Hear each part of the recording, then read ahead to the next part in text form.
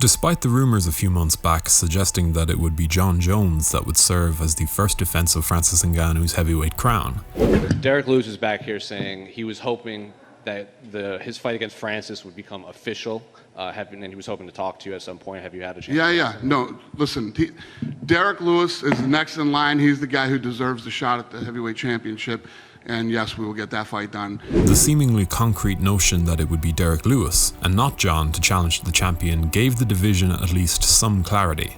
Because prior to Ngannou's second round knockout of Stipe Miocic to take home the belt, the division had been pretty much forced to deal with 2 years of Daniel Cormier and Stipe's rivalry, with the exception of DC's title defense at UFC 230.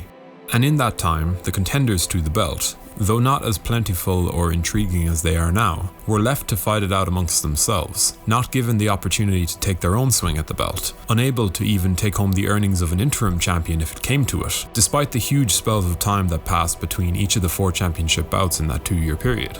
Ngannou was actually one of those contenders, frozen out of the picture, waiting in the wings for a shot at the title that he earned twice over, at least. But now, despite us thinking that the division had finally returned to some sense of normality, with the imminent arrival of Ngannou vs Lewis 2, the UFC have announced the booking of last weekend's victor Ciryl Gane against the Black Beast himself Derrick Lewis for the interim title at UFC 265.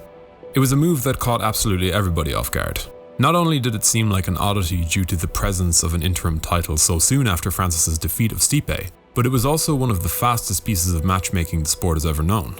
Dana White, who famously claims that he doesn't make fights on fight night, seems to have really jumped the gun on this one, and to me, it also seems as though he was determined to make a statement with this booking. Because in reality, it doesn't make sense for numerous reasons. The interim belt that was slapped on, the hasty timing, the fact that Ngannou just fought, the need to force the newly crowned champion into a corner when, depending on how you look at it, Francis fought at least 2 or 3 title eliminator bouts in his knockouts of Cain Velasquez, Curtis Blades, Junior Dos Santos and Jairzinho Rozenstruik to earn his second crack at the belt. No champion should be forced to return so quickly, and Dana's constant attacks on those fighters who refuse to sign on the dotted line due to injuries, timing, or even just a simple case of not being at 100%, is a clear case of him attempting to control, whether it means controlling the fighters outright or controlling the narrative that surrounds them. Don't buy into that "some guys just don't want to fight" rubbish, or the "this is a job, not an opportunity" narrative. He openly questions the fighting spirit of guys like Robert Whittaker while championing the anytime, anyplace mentality of Donald Cerrone and Khamzat Chimaev. And yeah, that fight anybody mentality is admirable, but in a sport as dangerous and risky as MMA, it's not something that we should expect. The UFC, as we all know, have a contract with ESPN that requires them to fill a certain number of events every year. There is a pressure to that has caused Dana to be a tad bit more ruthless than normal. And through his control of that narrative, that "some guys don't want to fight" narrative, in many ways they've managed to solidify profit through a culture of fear. Because this fight's booking wasn't just a massive coincidence. On a side note, if you're enjoying this content, be sure to subscribe to the channel to stay up to date with all of our latest uploads, before leaving a comment to let YouTube's algorithms know that we are fast becoming one of the best MMA channels on the platform. Dana and Francis's management engaged in a rather ugly public spat shortly after the announcement of this interim title fight.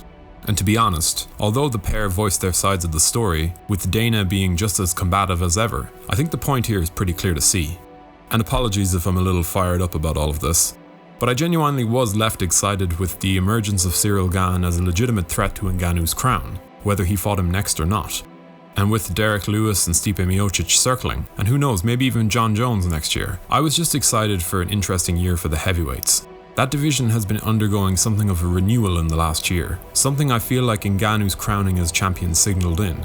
But it's just infuriating to me that as soon as it happens, as soon as Ciryl Gane truly arrives, with him being the most interesting contender since, well, Ngannou, that Dana steps in at that point and creates this mess.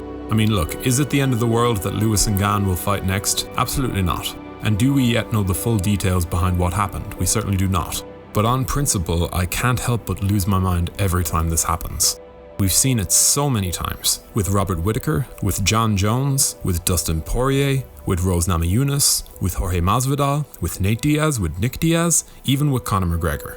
And even if that matchup between Derrick Lewis and Ciryl Gane is an absolute barn burner and we forget all about this, the fact of the matter here is that Francis Ngannou is losing out here, based on the assumptions we can make about this being a case of the UFC saying, fight on this exact date or don't fight at all. He's the newly crowned champion and he deserves better than that. Stipe is not ready to fight yet, there's no way. So despite Ngannou originally looking at his September return, which is still a really quick turnaround for a champion considering he fought at the very end of March, he won't likely get a fight till the end of the year now, at the very earliest. So yeah, I don't like this one bit. I think there's a greater conversation to have here about fighter pay, their rights, the power of Dana White, of Hunter Campbell, and the behaviour of the UFC within this ESPN era. But it's not something that I see fixing itself anytime soon. I'm obviously a huge fan of Ngannou, of Gane, of Lewis, and of all of the fighters involved. But it really does look to me like the UFC are proving themselves to be capable of throwing even their biggest stars under the bus if it means making a deadline. And though MMA is certainly getting there, certainly at the very least beginning to break down the walls between it and true fairness, in comparison to other sports and their structures, situations like this prove that there is still a very long way to go. But what do you make of this ongoing saga? Do you think that the UFC were right to act with such haste? Or is this just another case of Dana being Dana? And I suppose while we're at it, why not give us your prediction for Derrick Lewis versus Ciryl Gane? Do let us know your opinions in the comment section below. We always love to hear from you guys. If you enjoyed this video, be sure to leave a like and a comment before subscribing to the channel so you can stay up to date with all our latest uploads. Thank you for watching.